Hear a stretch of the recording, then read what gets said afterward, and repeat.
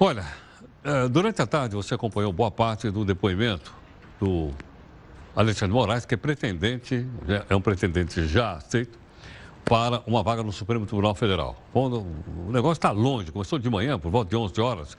A gente mostrou à tarde, olha lá, continua agora à noite. Está aí, ele continua respondendo as questões feitas lá pelos senadores, né?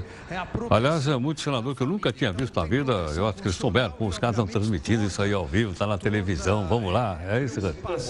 Por isso que demora e tal, então eu vou usar meu tempo aqui até o final e tudo mais. E ele está aí, então, desde aquele momento, respondendo.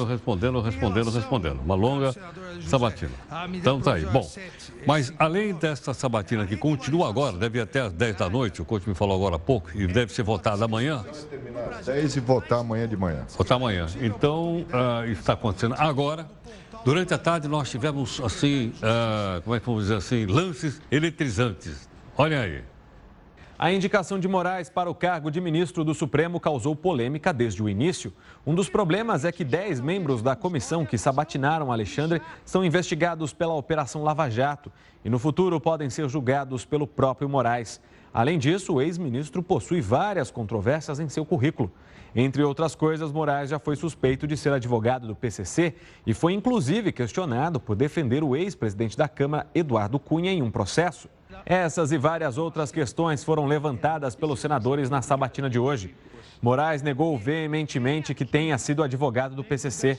Quem já foi caluniado, difamado ou injuriado pela internet sabe a dificuldade, ou mais eu diria, a quase impossibilidade de você retirar totalmente essas versões mentirosas. Jamais fui advogado do PCC e de ninguém ligado ao PCC. Questionado pela senadora Vanessa Graziotin sobre as informações divulgadas pelo jornal Folha de São Paulo acerca de um possível envolvimento seu na Operação Acrônimo, Moraes atacou a imprensa. A imprensa, ela inventa, às vezes, o que ela bem entender. Essa matéria saiu em outubro, não teve nenhuma repercussão, porque exatamente tudo já tinha sido solucionado no Supremo por ausência de qualquer indício. E às vésperas, eu não diria nem às vésperas, hoje de manhã, a imprensa requenta numa tripa inventando fatos. Então é outra informação falsa. O senador Magno Malta questionou Moraes sobre a liberação do aborto e a descriminalização das drogas. Porém, ele decidiu não se manifestar, afirmando que há pautas que tratam desses temas em andamento no Supremo. Já com relação à redução da maioridade penal, Moraes decidiu opinar. Toda vez que se fala em alterar o Estatuto da Criança e do Adolescente, parece que é uma heresia. É um estatuto bom, é uma legislação boa, só que essa legislação pecou em algo que um diploma que também tem a parte sancionatória não pode pecar. A proporcionalidade entre o ato praticado e a sanção. Bom, aqui conosco, gentilmente, o cientista político Rafael Cortes e o nosso companheiro Ricardo Couto. Cortes, mais uma vez, obrigado pela gentileza. Eu que agradeço, Heraldo. Couto, obrigado pela participação. Boa noite, Heraldo. Boa noite a todos. Bom, Cortes, eu gostaria que você avaliasse um pouco conosco qual é a importância política, né, que tem a indicação do Alexandre Moraes aí para o Supremo Tribunal Federal.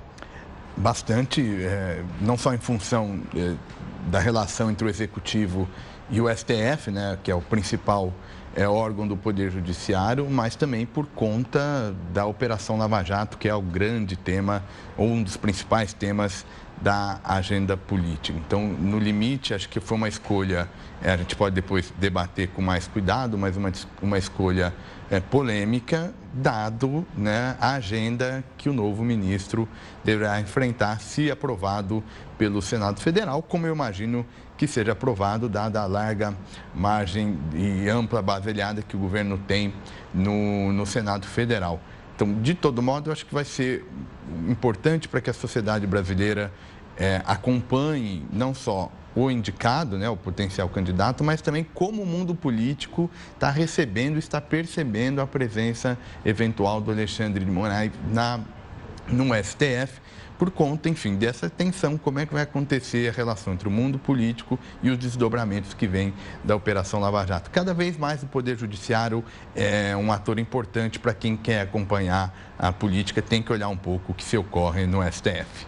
Bom, Roberto, só para a gente colocar a imagem aqui para ver como é que está a situação lá nesse momento ainda. A imagem do Congresso. Eu queria te perguntar em função dos acontecimentos, das perguntas que estão sendo feitas aí pelos senadores. Tá? Há uma partidarização dessas indicações para o Supremo Tribunal Federal? Essa foi uma das perguntas que fizeram para o Alexandre de Moraes, e ele citou uns 40 casos de ministros do Supremo que tiveram atuação político-partidária, desde antes do Getúlio e tal. Foi uma das defesas que ele fez do fato dele ser ministro da Justiça, licenciado e ter pertencido a vários partidos, né? Agora, uma coisa, Herói, que eu queria chamar a atenção, o que muda com a nomeação dele, que está certa, tem ampla maioria no Senado? Acho que muda no STF a relação de forças. Ganha força o grupo do Gilmar Mendes. Espera um pouquinho. Como assim? Tem grupo do Gilmar Mendes? Tem. O Gilmar Mendes tem uma bancada. Né? A bancada no STF. Ele é muito forte lá, né? Independente de quem seja presidente. Né? E ele fez campanha, ele atuou vivamente para que o Alexandre de Moraes fosse escolhido pelo presidente Temer. Não que precisasse fazer muita força, né? Porque o Moraes era amigo do Temer. Eles tiveram várias reuniões, inclusive viajaram juntos, aí foi no Jaburu, e sempre o tema foi esse, né? Quer dizer, o Gilmar Mendes se fortalece. Ele já tem várias parcerias lá com o Dias Toffoli, né? Que era imprevisível isso, com o Luiz Fux e tal. Então, eu acho que dentro do STF, dentro do Judiciário, a principal mudança, né, dessa nomeação do Alexandre de Moraes é a força do Gilmar Mendes. E acho que tem um ponto, só, Herói, reforçando a ideia do Couto, e a sua pergunta sobre a importância política da nomeação. Eu acho que não é novidade a eventual ligação ou alguma atividade que o candidato tem exercido antes de assumir o STF, mais ligada a um partido ou outro. O que eu acho que é meio salutar do momento em que a gente vive é que cada vez mais, com essa polarização política, os partidos questionando regras do jogo, seja em relação às regras dentro do processo decisório, seja algum resultado de decisão no Congresso, enfim, os caminhos que levam ao STF são inúmeros. Então, cada vez mais, o poder político começa a enxergar a necessidade de reforçar esses laços, assim, embora o regime seja de separação entre os poderes, mas, na verdade, a gente sabe que isso é construído, existem ligações entre os grupos. Então, acho que esse é um destaque relevante, até porque por conta do que tocou. Não são ministros, 11 ministros técnicos e que vão simplesmente interpretar formalmente a Constituição. O espaço discricionário, né, para que um juiz tome uma decisão A ou B é muito grande. Então, acho que é algo que a gente deve olhar com cuidado, essa relação entre o Supremo e o Congresso e o mundo da política. E há uma grande diferença também no perfil do Alexandre de Moraes e do Teori Zavascki, né? O ministro que morreu e o Alexandre foi para o lugar dele. O Teori era autônomo, ele não tinha grupo, ele não, que eu saiba, né? Ele não era ligado, não tinha panelinha do Teori. Ele era autônomo, realmente técnico, nunca teve nenhuma participação política partidária. Então, essa é uma diferença grande. Eu só queria completar uma informação que você já deu do Magno Malta. Né? Magno Malta. O senador que apareceu por último ali, que é do PR do Espírito Santo, foi a única baixaria que teve ao longo da sabatina, que eu acompanhei horas e horas hoje. Né? Uma hora ele virou para o Alexandre de Moraes e disse assim: o senhor não tem vergonha na cara de ter feito lobby de gabinete em gabinete? Porque o Alexandre Como é que é? O senhor não tem vergonha na cara? De ter feito lobby de gabinete em gabinete. Que ele foi pedir os votos? Foi pedir os votos, fez campanha. Né? E aí? E o Magno Malta não gostou disso. O senhor não tem vergonha na cara? Foi a única baixaria que eu vi ao longo dessas quase 12 horas de sabatina. E tem uma questão importante que eu acho que assim, não é trivial a gente tentar entender de uma forma mais estrutural o comportamento de um juiz do STF, né? Por exemplo, o caso do Dias Toffoli, que foi também muito polêmico na época da sua indicação, às avessas, aí eram os grupos políticos que estavam invertidos, né? Então tinha expectativa era exatamente o contrário. De que o Toffoli representaria interesses ligados ao Partido dos Trabalhadores, enquanto agora é a lógica contrária. Mas curioso que o o Dias Toffoli, por uma certa surpresa de alguns, não tem um comportamento que você possa caracterizado, associado a um partido. Muito pelo contrário, né? Tem dado votos próximos ao ministro Gilmar Mendes. Isso tudo para dizer que tem um grau de imprevisibilidade, né? Que a gente também não pode menosprezar.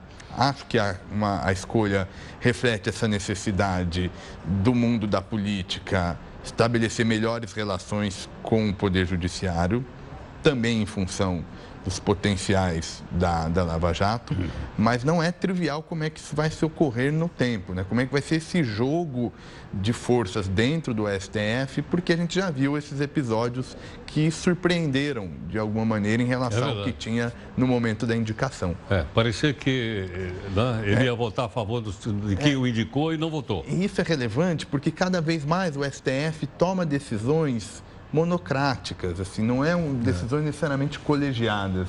Então você tem a possibilidade de, casos semelhantes, diferentes juízes interpretarem de uma forma distinta. Acho que o poder mais político, mais politizado que nós temos é o judiciário. É o poder judiciário. A gente fala muito, né, de judicialização da política, mas tem a politização do judiciário, Heraldo, que é assim, o STF está cada vez mais participando ativamente do debate político, mas fica difícil encontrar uma certa coesão. Então, para o órgão que é guardião da Constituição, esse é um desafio que eles vão precisar resolver ao longo do período. E o Alexandre de Moraes também, uma declaração importante que ele fez, dentro disso que você está falando, Rafael, ele se declarou contra o ativismo judicial, né? Que pode levar a uma guerrilha entre poderes. Essa eu acho que foi uma das declarações mais importantes que ele fez ao longo da sabatina. E uma outra foi que ele descarta se declarar impedido de julgar a Lava Jato, porque vai ser o revisor da Lava Jato, e alguns senadores perguntaram se ele não fica incomodado pela ligação com o governo, e com vários senadores que são investigados, que têm inquéritos abertos no Supremo. Falou que não, ele vai ser independente e não vai se declarar impedido. Bom, nós vamos acompanhar. Eu queria até pedir para vocês... ao lado dele lá está o senhor Edson Lobão, né? Majestosamente sentado na cadeira de presidente da Comissão de Constituição e Justiça. Aqui conosco o cientista político Rafael Cortes e também o nosso comentarista Ricardo Cortes. Cortes, parece que esse pessoal está nem aí com nós. Não é? Parece que estão vivendo num planeta que eu não sei qual é. Porque não é possível, né? Acho que a declaração, digamos, exótica, na falta de um melhor termo, tem um pouco a ver assim, com o quadro de tensão que tem gerado, que a Lava Jato, sobretudo, né, as investigações judiciais como um todo, geraram a crise de sobrevivência na classe política, né? O risco, seja de prisão ou eventualmente de uma punição eleitoral, é grande. A classe política ainda nem consegue entender direito qual vai ser o desafio em 2018. E aí você abre espaço para essas declarações mais desastradas e acho que me parece que reflete algo que talvez nem toda a classe política tenha percebido, que nós estamos caminhando para uma relação diferente do eleitorado com seus representantes. Acho que muito em função das redes sociais, ou seja, da facilidade de ter acesso à informação, o custo hoje de você receber alguma informação política, a gente depois pode discutir a qualidade dessa informação, mas de todo modo o debate é um debate muito mais acessível, a manifestação política é muito mais fácil, né? Tem um custo menor e acho que uma parte da classe política ainda não entendeu os limites desse tipo de ação que claramente reflete um corporativismo ou uma tentativa de manter alguns privilégios que eventualmente não vão ser mais aceitos pelo eleitor. Então, acho que a gente vai ver mais desses episódios de uma certa dissonância entre o comportamento político dos parlamentares e demandas da sociedade. Agora, Coutinho, será que eles têm a esperança que até 2018 todo mundo esquece isso tudo e vota neles de novo? E eles vão continuar dizendo, não, eu tenho um mandato popular, portanto, estamos aí. Não? Olha, está cada vez mais difícil a gente descobrir o que eles pensam, se é que eles pensam. Esse episódio do Romero Jucá, que é o líder do governo no Senado, né? o que mais me chamou a atenção é que não houve reação nenhuma. Não houve repercussão, né? Não houve desdobramento disso. Ele falou sobre isso hoje, quando os repórteres foram perguntar, porque ninguém comentou nada, nem a favor, nem contra. Foi só uma brincadeira com a música dos Mamonas Assassinos. Essa que a gente botou aí. Essa que a gente botou. Que, na verdade, não é bem esse o significado da música. Né? O significado da música é aquele, como chama, da Roma Antiga, da época de Baco, é isso ou não? Todo mundo transou com todo mundo. O que é exatamente o que ele quis dizer nessa entrevista dele, né? Mas é curioso que, antes de dar essa entrevista para o Senado, ele fez um discurso na tribuna do Senado, indignado, né? Porque o que ele quer dizer, citando a música do Mamonas, né, é que se é para uns, tem que ser para todos. A velha frase que você deve lembrar do Stanislau Ponte Preta: ou nos locupletamos todos, ou restaure-se a moralidade. É isso que ele queria dizer. E uma resposta ao judiciário, que está querendo restringir o foro privilegiado, a prerrogativa dos políticos. E o que ele está querendo dizer é que, se for para cortar o foro, que corte para todos, inclusive para o judiciário. Eu acho que essa tem uma questão interessante, né? O foro é uma questão que veio à tona agora, reforçou o debate dada a atual conjuntura.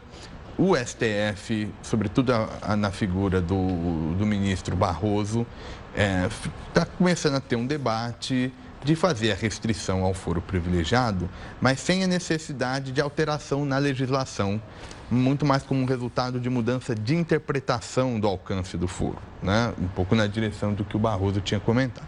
E aí, naturalmente, o mundo político, no caso da figura, da pessoa do senador Romero Jucá, resolveu falar, bom, se nós vamos tratar da mudança, então nós vamos, né, aumentando o custo, vamos envolver a todos. Que, ao fim e ao cabo, tirando os excessos retóricos eventualmente de algum político, esse é um debate que a gente tem que ter. Rafael, uma coisa que eu queria saber, que talvez você saiba a resposta: quem é que decide isso? É o Judiciário, é o STF, ou é o Congresso Nacional? Uma mudança no foro privilegiado, ainda não descobri. Assim, me parece... A quem cabe? Acho que ao Poder Legislativo, né? Porque se trata de uma nova... Uma mudança na lei? Uma mudança na lei que eu acho que é salutar que seja feito pela instituição que é legitimada e referendada com o voto popular. Então, tem que ser uma discussão que se trata no âmbito do Congresso Nacional. Mas é uma discussão que a gente tem que realmente ter. Assim, acho que um modelo e a democracia é um sistema que cada vez mais vai demandando igualdade no tratamento, né? O ideal de cidadania é que somos todos iguais perante a lei. Existe aqui e acolá ainda esses vestígios de mecanismos que refletem muito mais um privilégio de classe que hoje não são mais aceitos. Eu não estou dizendo que o foro completamente, necessariamente é algo ruim. Acho que em alguns casos o foro é válido, justamente para proteger, por incrível que pareça, a representação. Porque, em tese, quando existe um comportamento arbitrário contra um representante, no limite é contra o voto, né? Que ele, na verdade, é delegado. Se for um juiz de comar primeira instância contra um prefeito eleito, por exemplo. Você tem que ter algum mecanismo de controle. O problema é que é muito amplo. São 22 mil forenses, né? Tem 22 mil autoridades no Brasil que têm direito a foro privilegiado. Se a gente tiver um tempinho curtinho, eu anotei mais 2 episódios hoje que tem tudo a ver com isso, que são mundos diferentes, o dos políticos e o nosso. No Rio, o governador Pezão, que está ameaçado de ser empichado, né? Ele recriou cargos e nomeou um monte de parentes de deputados ontem, nesse processo de privatização da SEDAI, para garantir a maioria na Assembleia, que foi aprovado o projeto lá e agora estão discutindo a emenda. Num Estado quebrado, salários atrasados, estão aumentando a despesa em plena discussão do ajuste fiscal. E só uma última notinha, que tem tudo a ver com isso também. Ontem, o Gilberto Kassab, ministro das Comunicações, nomeou um novo assessor especial, que, por acaso, é filho do ministro da Defesa, Raul Jungmann. Né? Aquele negócio de nomeação cruzada. É uma pessoa que tem qualidade. Pois é, mas aí a imprensa descobriu ontem, né? Saiu nos portais, nos jornais e tal, e hoje demitiram ou cancelaram ele foi a nomeação demitido onde? do filho, o salário de 9 mil. Então, ele não vai mais ser. Isso continua acontecendo com todo o negócio de ajuste fiscal, né, de Lava Jato, continuam acontecendo essas coisas. E note, porque esse é um dos grandes problemas da figura, por exemplo, do foro privilegiado, de não ser usado, digamos assim, com o espírito em que ele nasce, que é proteger o mandato, quem de fato toma a decisão e precisa ficar protegido dessas arbitrariedades. Justamente tem um pouco a ver com essa questão que você mencionou, né? A gente vê o comportamento dos políticos nomeando cargos auxiliares para obter maioria, para fazer política, em paralelo à existência desses privilégios. Ou seja, é muito difícil da sociedade aceitar esse processo. Fica essa sensação de mal-estar e aí a gente corre o risco, o contrário, de criminalizar a atividade política em função ainda desses vestígios de privilégio. Rafael, obrigado pela gentileza. Eu que agradeço o convite. Coutinho, obrigadão então. Valeu. Até a próxima. Até mais, obrigado.